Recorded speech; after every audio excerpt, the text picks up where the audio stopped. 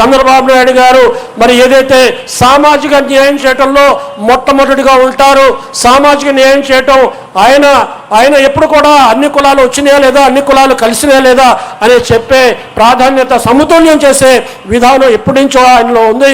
ఈనాడు ఏదైతే పాలిట్ బ్యూరోలో చూసుకుంటే 11 మంది బీసీలకి, 5 ఎస్సీలకి, 1 ఎస్టీ, 1 మైనారిటీకి ప్రాధాన్యత కల్పించారు.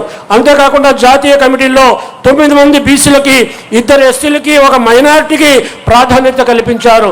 రాష్ట్ర కమిటీలో చూసుకుంటే 77 బీసీలకి, మరి అదే రకంగా 24 మంది ఎస్సీలకి, 8 మంది ఎస్టీలకి, ఆ రకంగా 13 మంది మైనారిటీలకు ప్రాధాన్యత కల్పించి ఈ పార్టీ మాది, ఈ పార్టీలో మా ప్రాతినిధ్యం కూడా ఉంది, ఈ పార్టీలో మా నాయకులు కూడా ఉన్నారని ఆయా సామాజిక వర్గాలు గర్వంగా చెప్పుకునే రకంగా ఈనాడు పార్టీలో అవకాశం కల్పించిన విధానాన్ని సమాజంలో సమన్వయం చేసిన విధానాన్ని కూడా ఈ సందర్భంగా మీరు గమనించాలి.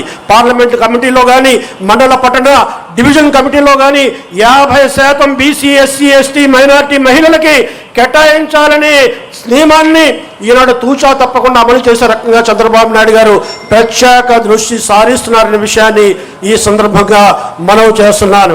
ఈనాడు కమిటీలు నిర్మాణం చేసుకోవడం కాదు, ఆ కమిటీలు మెరుగైన పనితనం ఉండే రకంగా ఈనాడు చూడాలి. చంద్రబాబు నాయుడు గారు ఎప్పుడూ చెప్తుంటారు, పై స్థాయి నుండి కింద స్థాయికి ఏదైతే ఆదేశాలు ఇస్తుంటావో, ఏదైతే కార్యక్రమాలు ఇస్తుంటావో, ఏదైతే ప్రోగ్రామ్స్ ఇస్తుంటావో, రాష్ట్ర స్థాయి నుండి పార్లమెంట్ స్థాయికి, పార్లమెంట్ స్థాయి నుండి మండల స్థాయికి, గ్రామ స్థాయికి చేరాలి. అదే రకంగా గ్రామ స్థాయిలో జరుగుతున్న చర్చల్ని మండల స్థాయి వాళ్ళు చర్చించాలి, ఆ సమస్యలు పరిష్కరించాలి. మండల స్థాయి వల్ల కాకపోతే శాసనసభ్యులు, ఇన్ఛార్జీలు చర్చించాలి, ఆ సమస్యలు తీర్చాలి. వాళ్ళ వల్ల కాకపోతే పార్లమెంటు స్థాయిలో ఈనాడు ఇన్ఛార్జ్ మంత్రులు పెట్టారు. డిడిఆర్సీ కంటే ముందు జిల్లా సమన్వయ కమిటీ సమావేశం పెట్టుకుని ఆ జిల్లా సమన్వయ కమిటీ సమావేశంలో ఏవైతే సమస్యలు గ్రామ స్థాయిలో, మండల స్థాయి నుంచి వచ్చాయో ఆ సమస్యల్ని చర్చించి వాటిని పరిష్కరించే రకంగా కృషి చేయవలసిన బాధ్యత ఈనాడు ఈ కమిటీల మీద ఉంది.